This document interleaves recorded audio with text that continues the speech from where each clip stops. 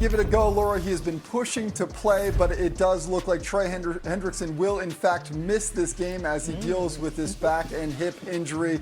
Wasn't able to get out there quite like he expected to, so I would say that we should not expect to see him. Obviously, as Teddy mentioned earlier, some very good news for Aaron Rodgers. He will not need to deal with the wrecking ball that is Trey Hendrickson.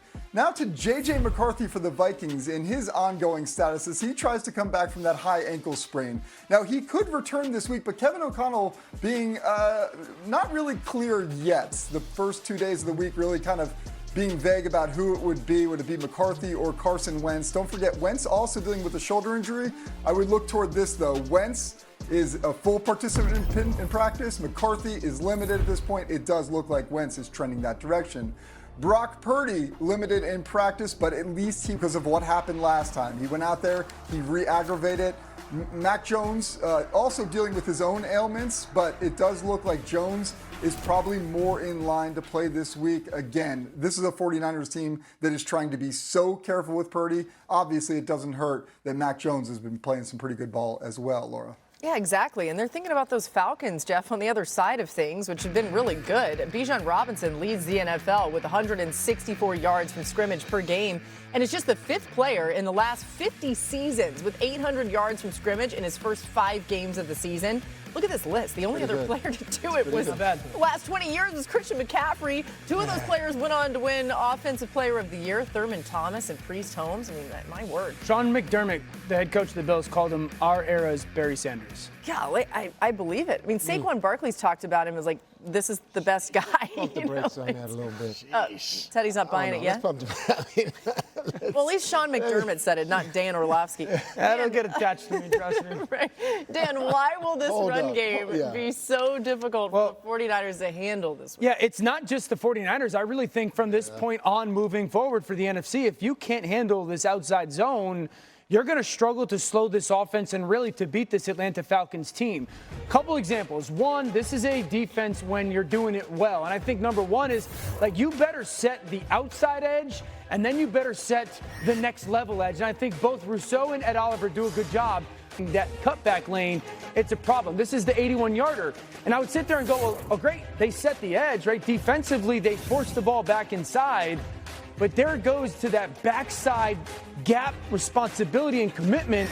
If you give this kind of seam and you're not on that other shoulder of that guard, not only that, but tackling downfield and in space and shedding the blocks of the wide receivers, almost every chance is this opportunity to go to the house. And so I think that run game, that one type of scheme is capable of carrying this offense to the playoffs. Yeah, and then linebackers getting off blocks, too, like you said. I mean, that's the problem. I mean, as a linebacker and a former linebacker, when you go up against a zone scheme like that, it's the most deciphering that I'll do. I mean, you run a wham, you run a gap screen. I know where I got to go. I know what gap I have to be at. This is interpretation, all right? And the best at doing that was Fred Warner. Yeah. So without Fred Warner, we got Tatum Bethune coming in, and there's a lot of new things that you're going to have to deal with in terms of also when safeties come down, they expect linebackers to be somewhere also.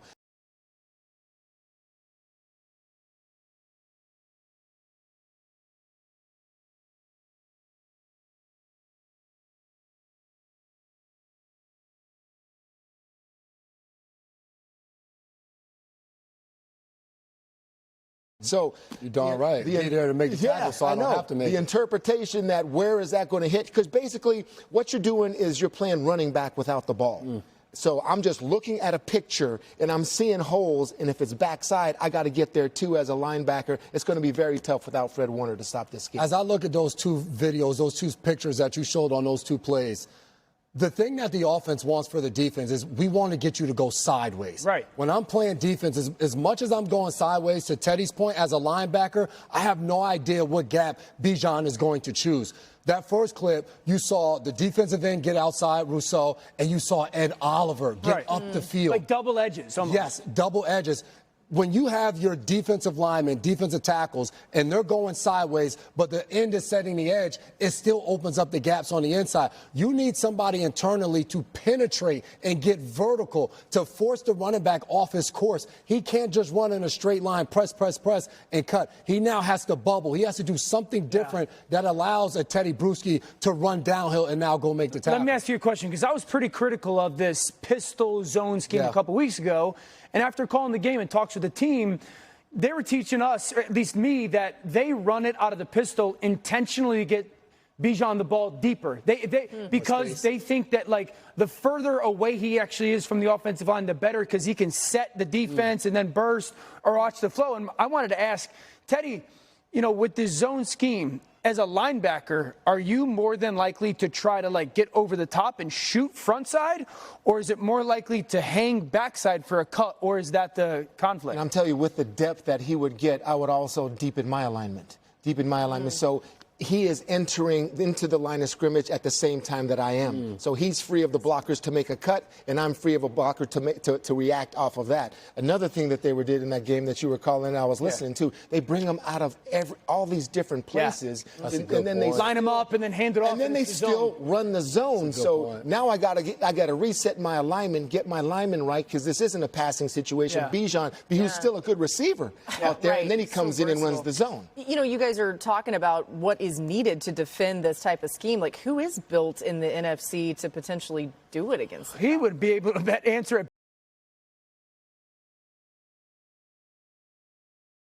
better than me. Like, I think you got to have a person set the edge on a consistent basis, because, again, Atlanta was saying, you know, they like actually when that Bijan tries to gain the corner. Like, I've always been around the outside zones. Like, you press the corner and cut it. And so, like, I think you got to be really good at setting the edge. I think you got to have secondary people that are good and willing to tackle. Speed at the linebacker. I think penetrating defensive tackles, like, you got to check a lot of the things. Like, I think about, like, what Philly has defensively. Until you saw them last week. No doubt. Just the makeup in the roster. When you think Nolan Smith back. When you think about Nolan Smith, when you think about Jalen Carter, when you think about Cooper DeJean in that nickel spot, because Atlanta's running this out of 11 personnel as well. So you're getting the nickel out there on the field. Your nickel, when you talk about if they're running away from him, when you're talking about filling that cutback lane, that could be him in that scenario. When you're talking about running towards him, having to step up, a guy like Cooper DeJean is a nickel who can play physical in the run game as well. And they had a couple backers that were doing well also, and Bond and Jihad Campbell. But I have to reassess. They're going to have to get healthy. Absolutely. Hey, before we get out of this, I want to ask you about Michael Penix Jr., because as much credit as we give to Bijan for what he's done, what stuck out to you about Penix Jr., what he's done well? Okay, you're watching film on this kid, and I've been slow to jump on board with him because I just want to see more tape on him. And when you're watching a film defensively, your eyes sort of get more interested in the fourth quarter. This has been the best quarterback in terms of QBR in the fourth quarter. The number one QBR in the fourth quarter is Michael Penix. He hasn't had an overthrow or an underthrow in this quarter. So all of them have been on target. So now, there have been pass breakups, yes, but the balls are still on target. So as a defender, you know this kid is a gamer. Once the fourth quarter comes around, if I'm in coverage in a good position, the ball's going to be there. Yeah, I do have a chance to make a play, but also receivers on the other side got to have a great amount of confidence thinking, if I'm hoping he's going to be accurate and I'm going to play well. Very impressed by Michael Penix in the fourth quarter. Their coaching staff talks about how much they love his personality that's very kind of laid back and reserved. That's probably something that helps him in that fourth quarter. It's also this. Drake London is one of the, if not the best slot receivers in football. How many guys can line up against 6'3", 210 pounds and, you know, basketball frame? I think that's an advantage as well. DBs, They've been waiting on him. Penix comes out in the fourth quarter, baby. Right, I love that. They've been waiting on him. Penix comes out in the fourth quarter. I love that you said that. So good. Hey, you know who else has been really good? In a small sample size, but still, Jackson Dart. He's fresh off leading his team to an upset win over the Eagles. Can he keep that momentum going against Denver's defense? Well, Teddy is going to explain how. Thune coming in.